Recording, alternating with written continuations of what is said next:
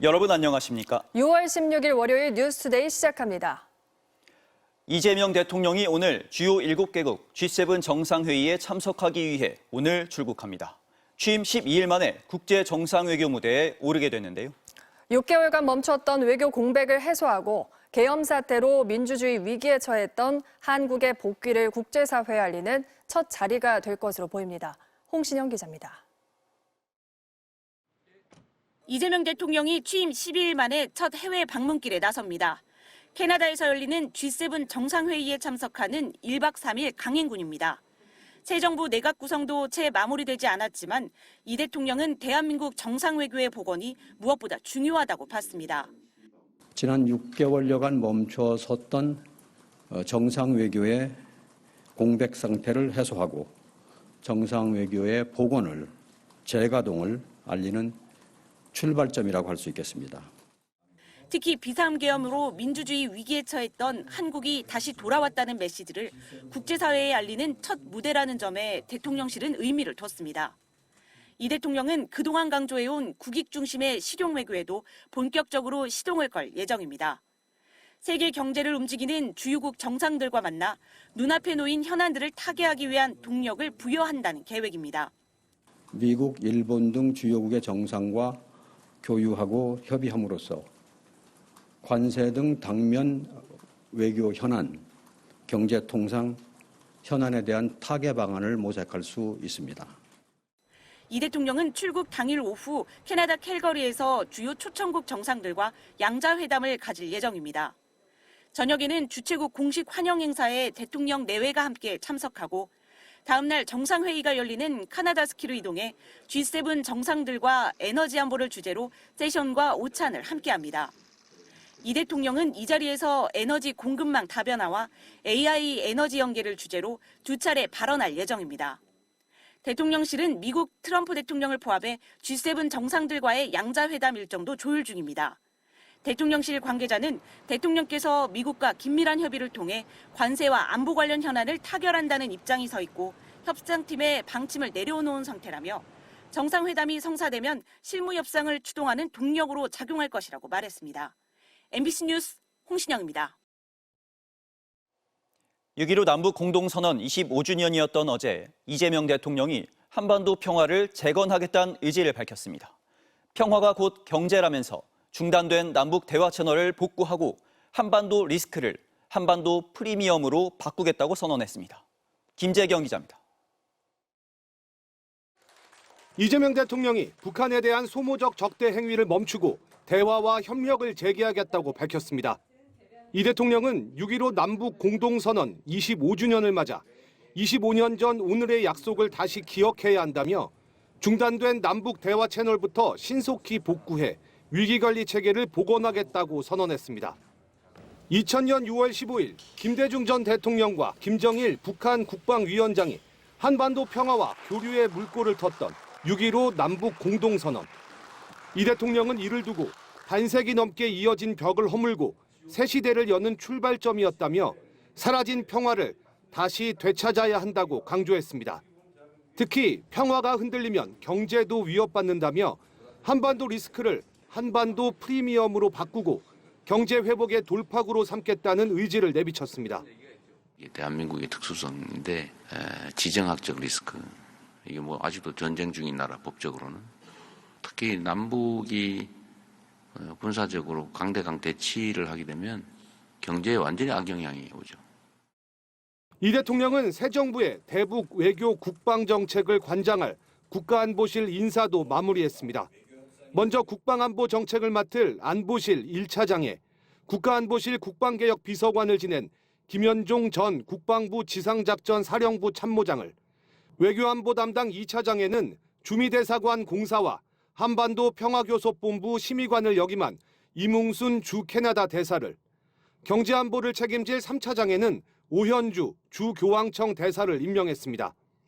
이뭉순 2차장은 캐나다 현지에서 G7 정상회의에 참석할 이재명 대통령의 일정을 지원하고 있는 것으로 알려졌습니다. 대통령실은 위성락 국가안보실장에 이어 2차장과 3차장 모두 외교관 출신을 인선한 데 대해 가장 중요한 문제는 경제라며 외교 통상 분야 최적임자들을 임명했다고 설명했습니다. MBC 뉴스 김재경입니다. 민주당 김병기 신임 원내대표가 첫 기자회견을 열고 상법 개정안을 가장 먼저 처리하겠다고 밝혔습니다. 국민의힘도 오늘 새 원내대표를 뽑습니다. 김상훈 기자입니다. 더불어민주당 김병기 신임 원내대표가 당선 이틀 만에 첫 기자회견을 열고 원내 지도부 인선을 발표했습니다. 운영수석 부대표에 충남 재선 문진석 의원을, 정책수석 부대표에는 강원 재선 허영 의원을 선임했습니다. 지금은 국민 통합이 필요한 시기라며 전문성과 능력, 지역 안배는 물론 여야 간 대화를 복원할 수 있는 적임자를 선임했다고 밝혔습니다. 특히 민생 회복이 시급하다며 민생 부대표 자리를 신설하고 초선 김남근 의원을 임명했습니다.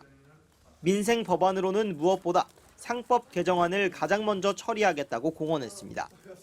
상법은 이게 워낙 중요하고 저희가 코스피 5천을 가는 데 있어가지고 이 반드시 필요한 좀 법안이라고 저희는 생각을 하거든요.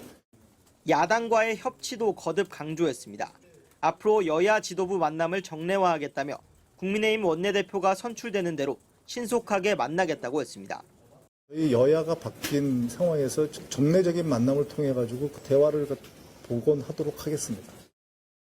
원내 지도부가 진영을 갖추자마자 이재명 대통령 당선으로 공백이 된 당대표 선거전도 본격화하는 모양새입니다. 아직 전당대회 일정은 나오지 않았지만 4선의 정청래 의원이 차기 당대표 선거 출마를 공식 선언했습니다. 이제 남은 시대적 과제는 조속한 내란 종식과 이재명 정부의 성공입니다. 정청래가 당대표가 되어 그 임무를 완성하겠습니다. 정 의원은 당원들의 권리 행사를 최대한 보장하는 당원 주권 정당을 만들고 검찰, 사법, 언론 개혁을 3대 개혁으로 규정하고 올해 안에 마무리 짓겠다고 약속했습니다. 경쟁 상대로는 박찬대 전 원내대표가 유력하게 꼽힙니다. 이런 가운데 국민의힘은 오늘 의원총회에서 새 원내대표를 선출합니다. 차기 원내대표 자리를 두고는 수도권 3선 김성원 의원과 TK 3선 송원석 의원, 그리고 막판 출사표를 던진 PK 4선 이현승 의원의 3파전으로 치러집니다. 새 후보 모두 당내 통합과 계파 청산을 출마 일성으로 내세우면서 동시에 거대 여당에 맞선 투쟁을 예고했습니다. MBC 뉴스 김상훈입니다. 이스라엘과 이란의 무력 충돌이 격화되면서 전면전 양상으로 치닫고 있습니다. 양국이 보복 공습을 주고받으며 민간인 피해도 속출하고 있습니다. 강현섭 기자입니다. 이란 북동부의 한 사원 근처에서 검은 연기 구름이 치솟고 폭발음에 놀란 시민들이 황급히 대피합니다. 수도 테헤란 도심 한복판에도 폭발과 함께 연기 구름이 치솟았습니다. 지난 13일 이스라엘의 선제 공격 이후 보복 공습을 주고받은 이스라엘과 이란이 교전 사흘째에 접어들자 대낮 공습까지 감행하며 충돌이 격화되고 있습니다. 밤이 돼서도 상황은 비슷했습니다.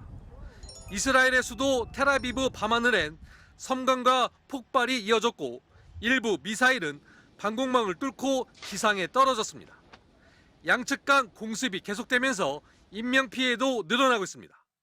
이란에서는 지난 금요일 이후 128명이 숨지고 900여 명이 다친 걸로 전해졌습니다. 이스라엘도 사흘에 걸친 공습으로 13명이 숨졌고 380명 이상이 다친 걸로 집계된 가운데 네타냐후 총리는 이란을 향해 무거운 대가를 치를 거라고 경고했습니다. איראן תשלם מחיר יקר מאוד על רצח אזרחים, נשים, ילדים, שהם עשו בכוונה תחילה. 이란 역시 이스라엘의 침략이 계속되면 더 고통스럽고 파괴적인 대응이 기다릴 것이라고 맞받아쳤습니다.